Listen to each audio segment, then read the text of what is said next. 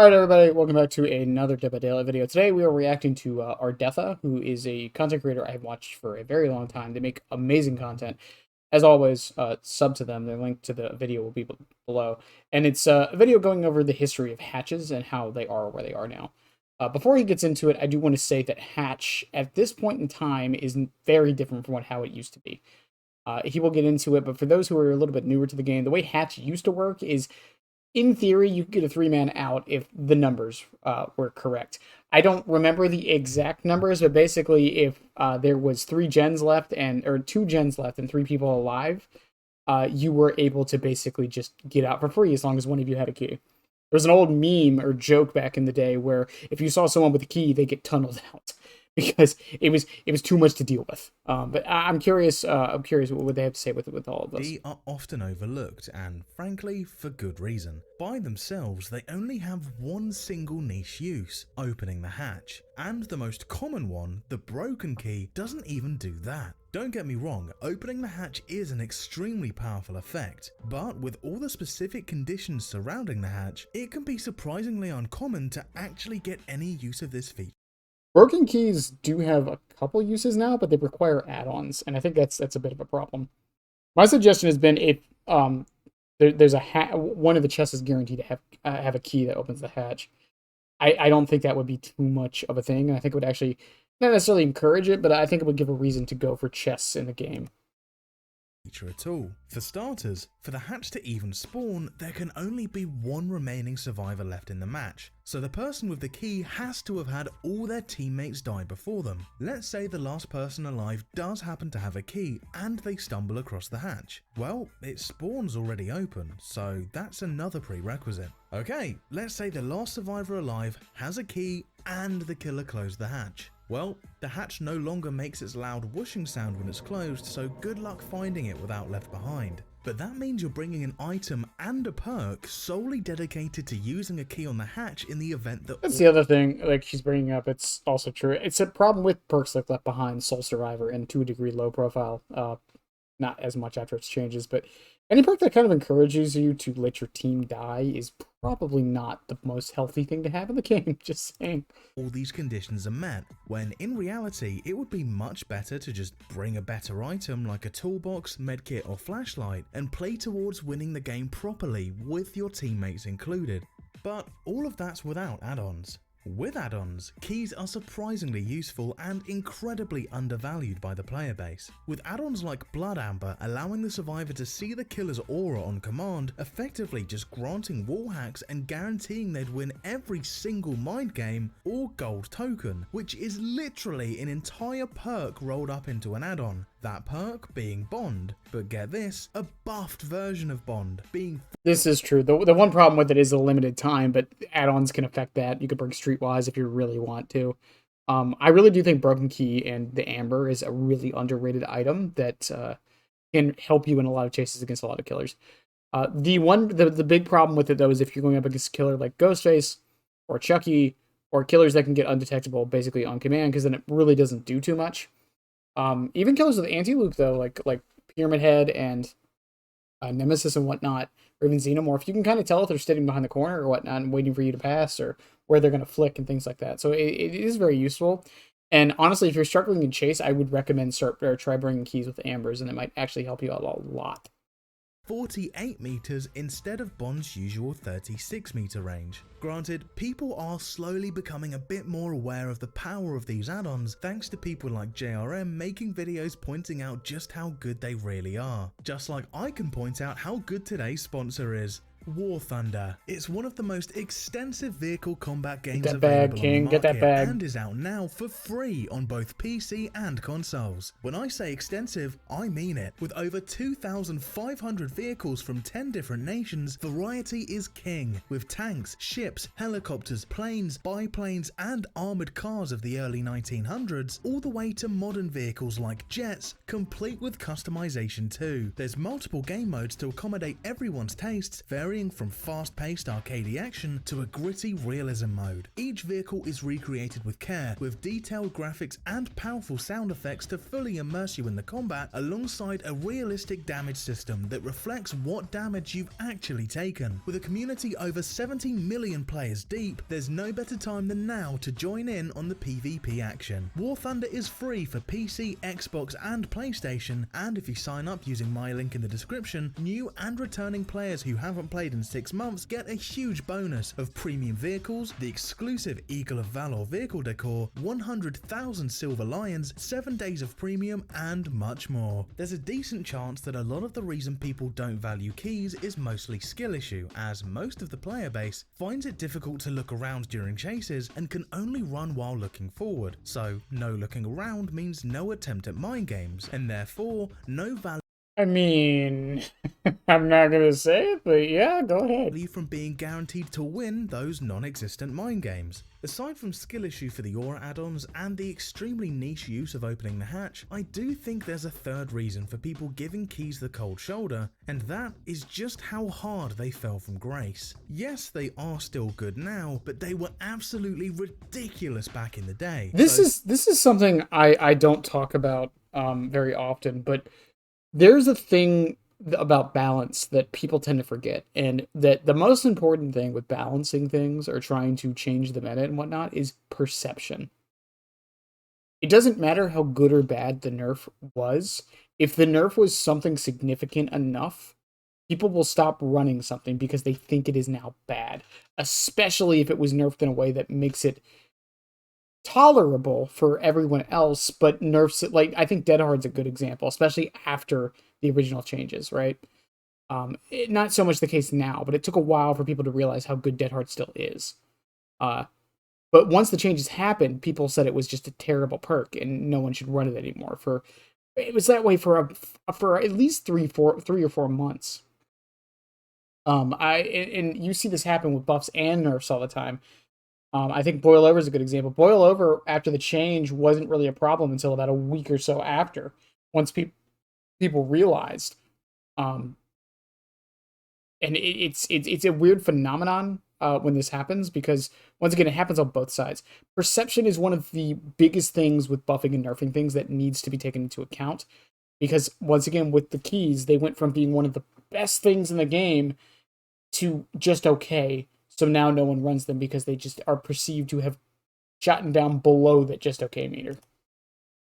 For anyone who saw them in their prime and witnessed them fall to where they are now, they likely consider them dead. And just how far exactly did they fall? Let's take it all the way back to Friday the 23rd of September 2016 in patch 1.1.2, where 8 new items were added to DBD. The red map, the brown, green and purple medkits, the green and purple flashlights, alongside the broken key and the dull key. Up until this point, there was only one of each item in DBD, and while it was simple, easy to understand and got the job done, there wasn't really much variety, so the addition of stronger and weaker variations of the items was intended to spice things up and keep things feeling fresh. And spice things up they most certainly did in the flashlight department, which I'm going to say something about the rarities of the items and such.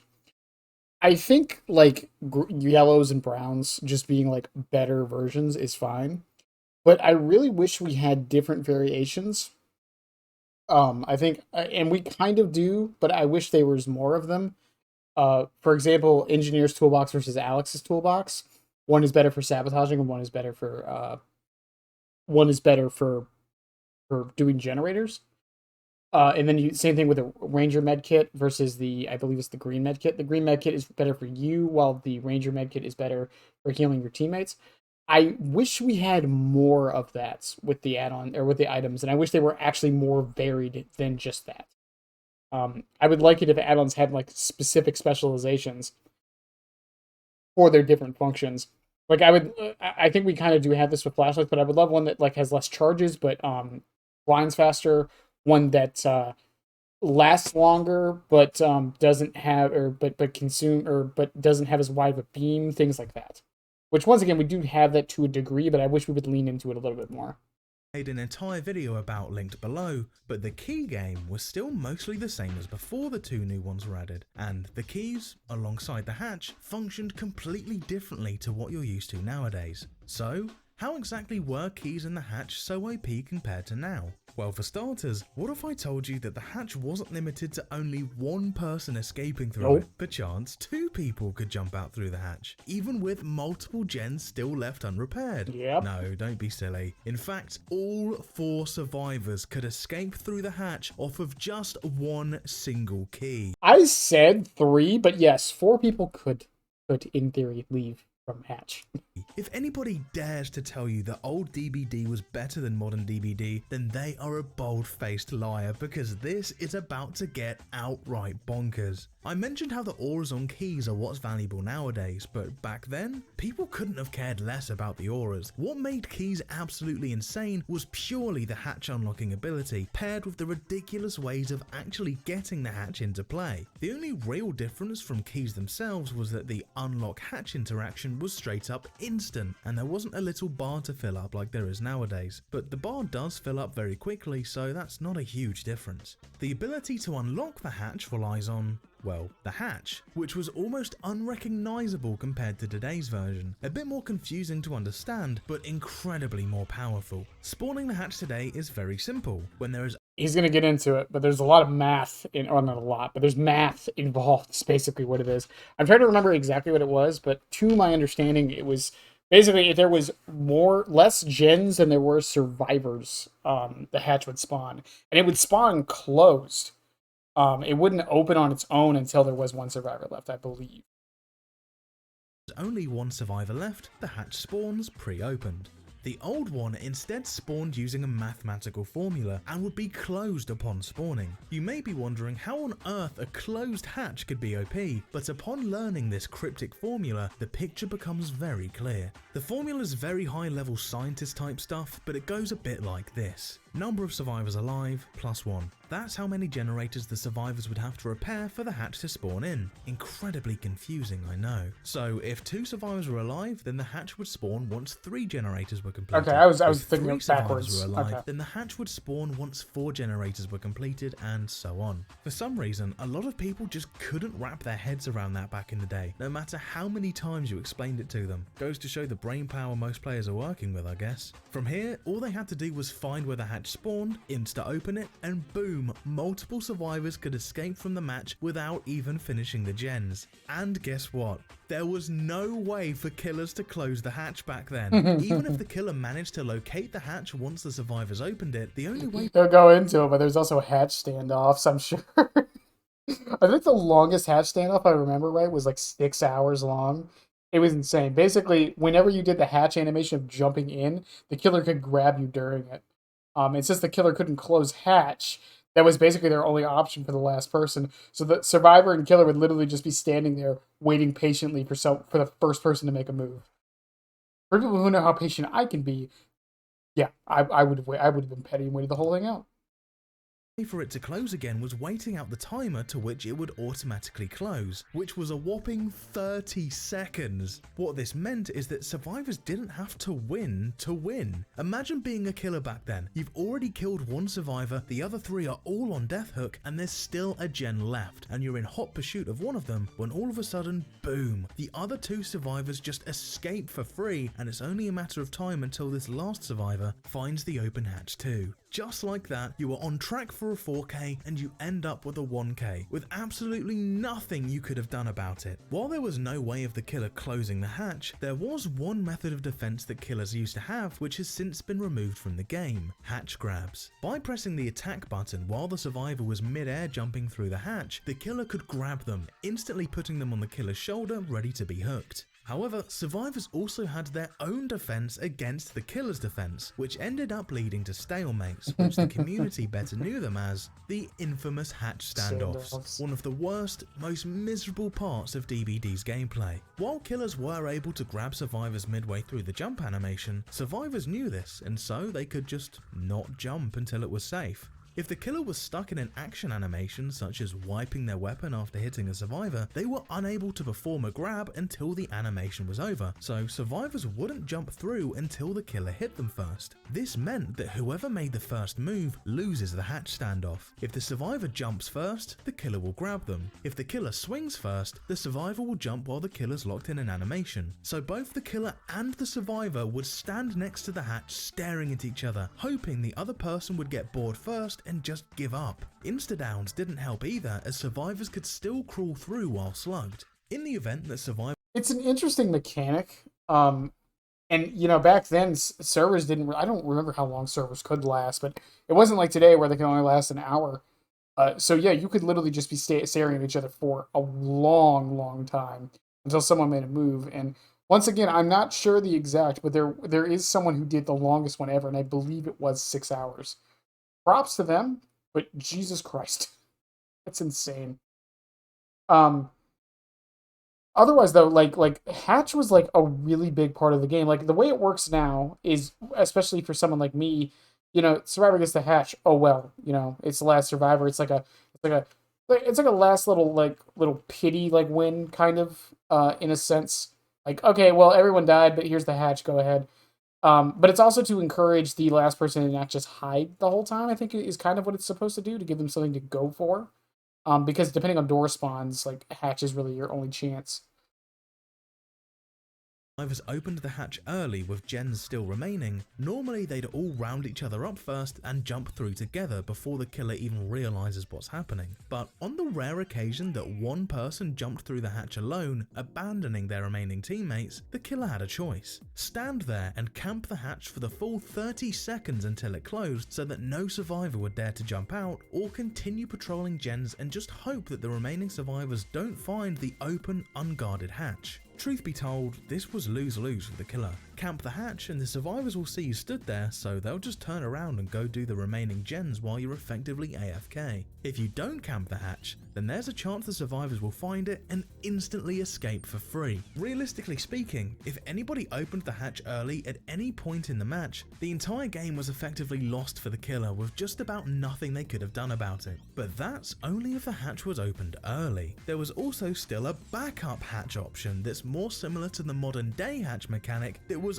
also paired alongside everything I just mentioned. The hatch would also spawn and automatically open for the last remaining survivor as long as 2 gens had been done at any point in the match, and would remain open forever. There was no 30-second timer, there was no timer at all in fact, no endgame collapse, no way for the killer to close it, nothing. That's also a good point. Yeah, there was no in-game collapse back then either. There was no way for the game to naturally end. It was just, God. Hatch standoff occurred at this point, it was literally just a case of who got bored first. Both the killer and the survivor would sit there staring at each other, unwilling to make the first move, with no goal, timer, or restriction at all. This led to people literally standing still for 10 to 15 minutes at a time daily, refusing to give up their win, and some particularly determined players I was going to mention it in hatch standoffs that lasted for hours. That's right, Dead by Daylight genuinely had a core mechanic that led to players on both teams going AFK for hours at a time to secure their win. Old DBD was better, eh? There were even instances where people just straight up watched a movie during a hatch standoff, not even looking at the screen anymore. And the other person still didn't make the first move because for all they knew, their opponent was sat there waiting for the moment to strike. I'd imagine there were also instances where neither player was even at their screen anymore, and neither had a way of knowing that it was safe to claim their win. But why did people sit there for hours during hatch standoffs? Survivor players justified it saying, "I've gotten lucky, I found the hatch opens for the last survivor so they have a chance to get out, it's not often that I do find the hatch, so just let me have my escape." Whereas killer players justified it with the opposite, saying, "Exactly, you got lucky, why should I lose my win just because of RNG?" It's so sad that things don't change. Like, the longer they last, the more they stay the same. It's... This justification is still in the game, right? Why didn't you give me hatch? I found it first. Or, why didn't you give me hatch? The game went bad. Things like that. Like, it's such a sad thing that we're basically in the same exact mindset that we are now. and things just haven't changed. It's just the methods have. It's so baffling. I worked hard to win this match, I'm not pissing it away for free. In its simplest form, it was a sense of entitlement from either side that just ended up becoming a battle of the egos. If you've watched my other videos, you would also know that back then the game was incredibly survivor-sided. Pallet counts reaching the 30s, infinite loops, exhaustion recovered while sprinting, brand new parts literally completed an entire generator instantly, original decisive strike was a literal fourth life, original borrowed time was a literal third health state, instablinds were, as the name implies, instant and uncounterable, as Lightborn didn't completely block flashlight blinding like it does nowadays. Survivors could straight up teleport like the nurse, so objectively speaking, you'd have to be an outright liar to claim that survivors didn't have it easy back then, and the hatch spawning for the last survivor, while being completely unclosable. Listen, I'm not someone who says either side is overpowered at the right. I think both sides are decently balanced right now. I know someone would disagree with that statement, but regardless, I think from a top-down perspective, I think both sides are decently balanced for each other. And I didn't play back in the day, but the stories I've heard, the videos I've seen, Survivor was immensely overpowered back. Insanely so. You would have to royally mess up to lose a Survivor back then. Not to say it didn't happen, and not to say killers didn't have their own obnoxious stuff, but it wasn't like today at all. Was just a final slap in the face to any killer who managed to beat the odds and kill 3 of the 4 survivors. While I started this video with patch 1.1.2, this stuff had been going on since literally the day DBD released on patch 1.0.0, as the skeleton key was in the game from day 1, and the hatch mechanic was also in the game from day 1.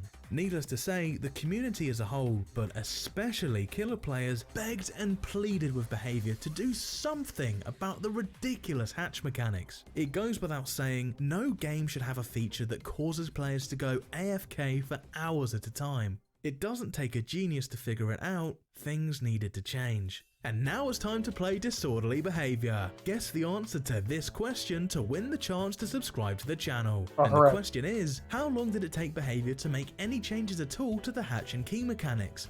Was it A, 2 weeks, B, 3 months, C, 1 year, D, 3 years? 3 years.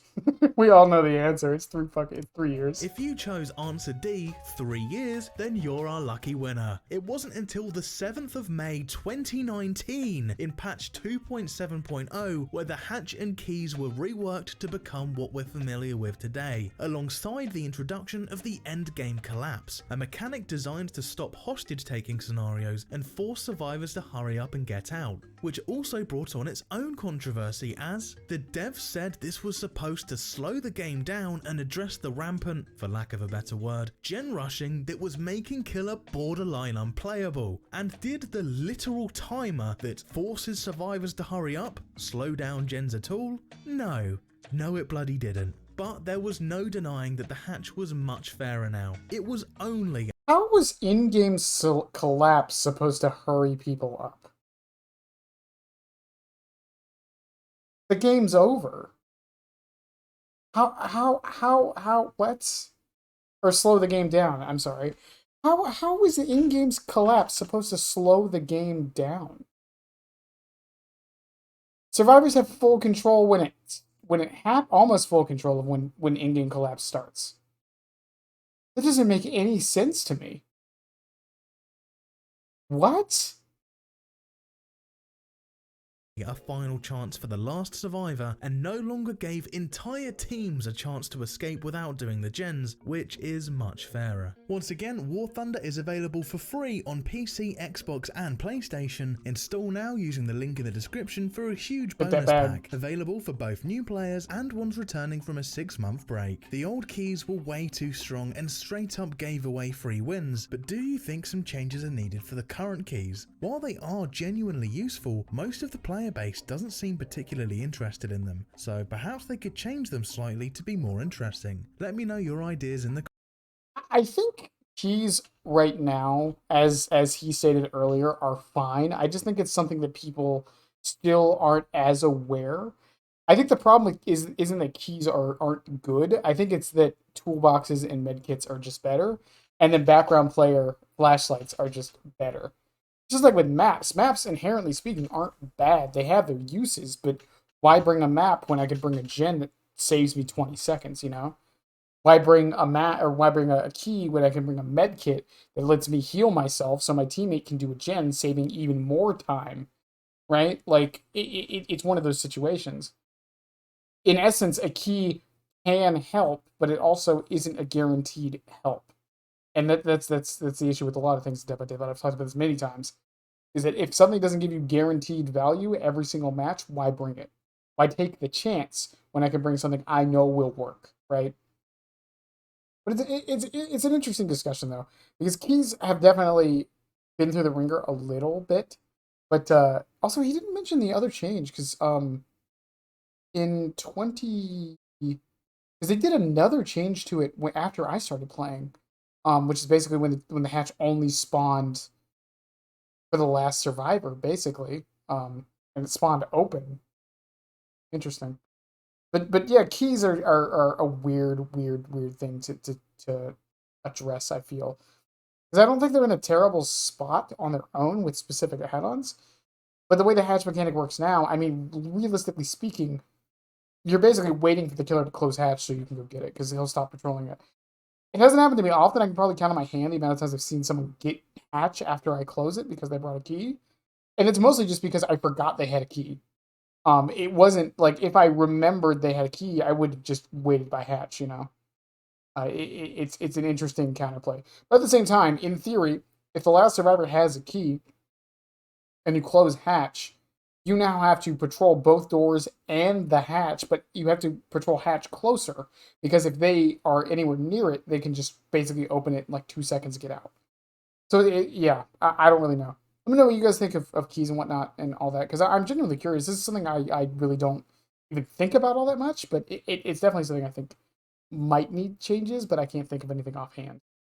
In any case, subs are definitely because they are amazing. I love their content. I've been watching them for years.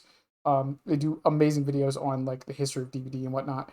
Um, but yeah, I love you guys. Have a good one, and yeah, bye.